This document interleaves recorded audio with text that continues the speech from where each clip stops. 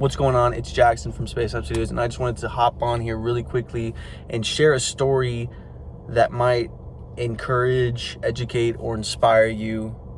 And essentially, it's how I signed a record deal. In order for this to make sense, I'm gonna have to take you back in time to about 2017, when I got a girl pregnant in high school, or immediately after high school, and ended up having my son when I was 18 years old.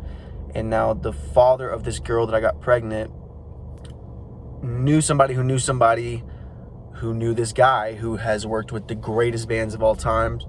And this was at a time in my life where I genuinely thought like the world was here to serve me. Like I genuinely thought that everything just was going to fall in place because I deserved it. In a weird way, as humbled as I was after having a kid so young, I still moved with this mentality in mind, which is crazy to me at this point in my life. But essentially, I followed this chain of people to get my music heard by this guy.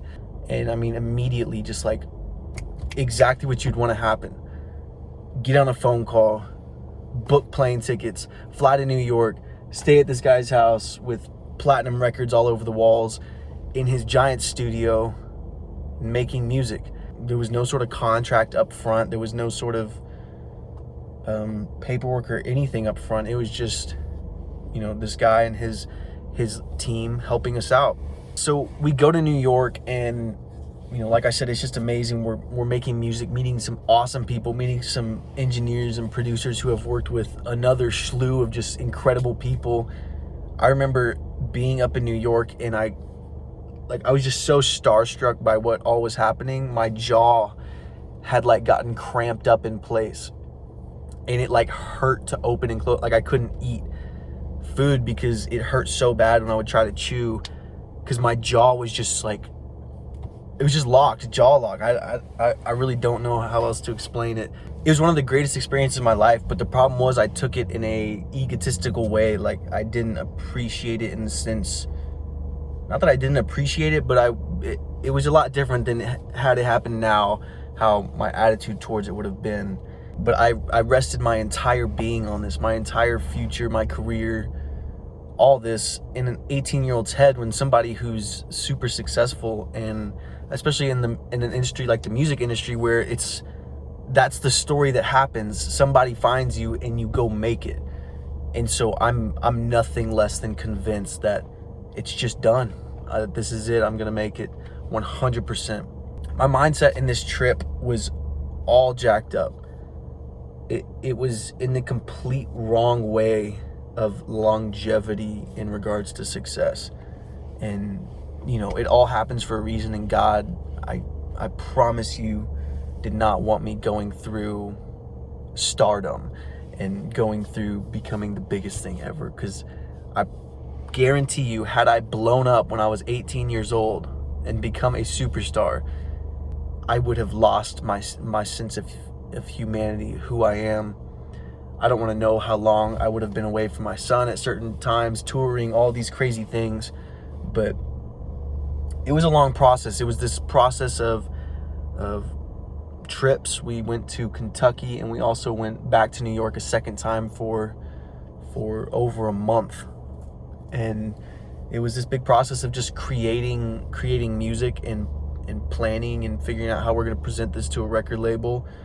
And it was a lot of what felt like running in place. But like I said, in my head, anytime these people would call or text, I would drop anything and everything. And that's where I messed up big time. I had a little bit of a fan base going on my own. Not much, but something I could have built.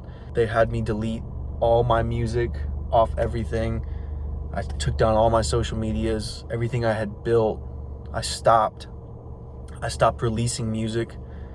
And so now I've got this like 4-year gap in my music career where I'm not releasing any sort of music, and I'm not really exercising any ability other than making music to try and please somebody other than myself. After the first trip, we ended up signing a contract with these guys. And this contract was a contract. I'm talking a big book of paper, long. And we hired a lawyer to go through and read this and present it to us. And I remember in my head, I'm like, I don't want a lawyer, just sign it, let's just sign it, let's sign it.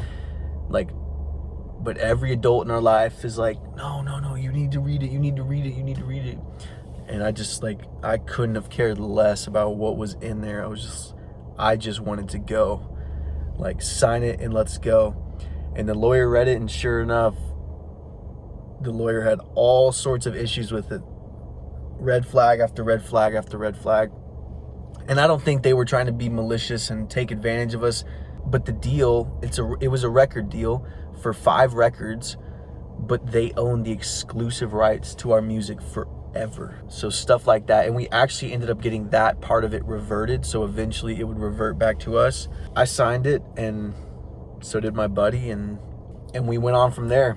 Continued making music and ended up going to Kentucky to meet with an amazing guy who's in a massive Christian band, and created a couple amazing songs with him. And then after that, we ended up going back to New York for a little over a month. And this was when things really just started to kind of crumble apart. We're in this studio for 30 days straight, making song after song after song, wondering what is it that we need to do? What's going on? Nothing is happening other than we're just working nonstop and nothing's happening.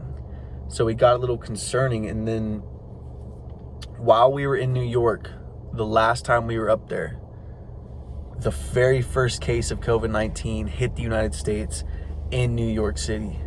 And so that was a lot of fun. But essentially that knocked the entire plan down.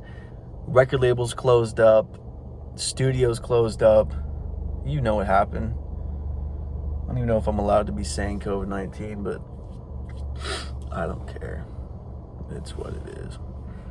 But essentially, COVID hit, and we kind of lost our window.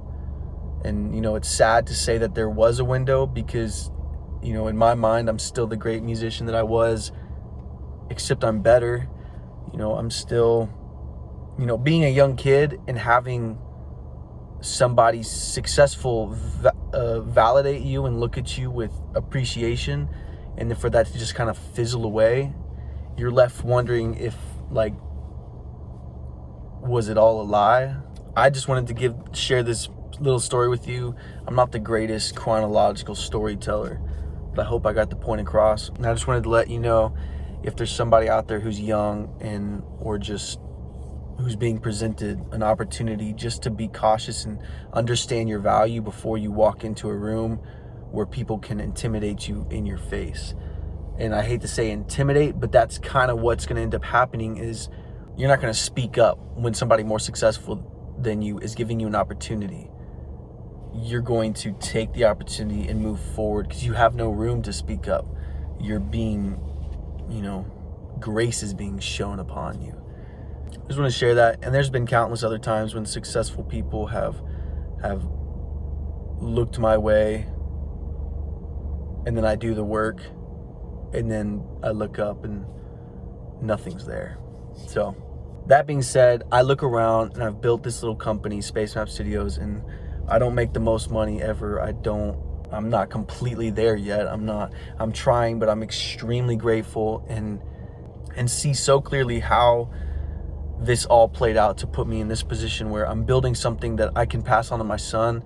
I'm building something that, I could use to help out my family members and help out other families. So that's the joy in this, as opposed to me just becoming some rock star who indulges in everything, wears the nicest clothes, and then when I die, the money goes with my name. I'll pass. The biggest thing I've learned through all this is that the most important thing is family and your time with the people you love, and just being somebody who makes other people smile and is a light in other people's lives. Every day we wake up, God's mercies are new, and it's an opportunity to get up and serve him and just be different and be something good.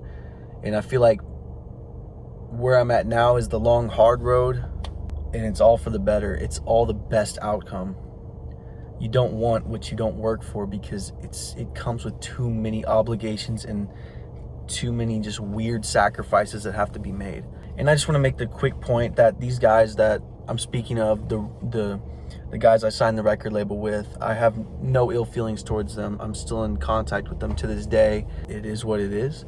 And I don't know what they were all going through. You know, they all have families, they all have relationships to maintain, and like I said, no hard feelings. I'm gonna do what I have to do and build up something that isn't gonna leave me hanging.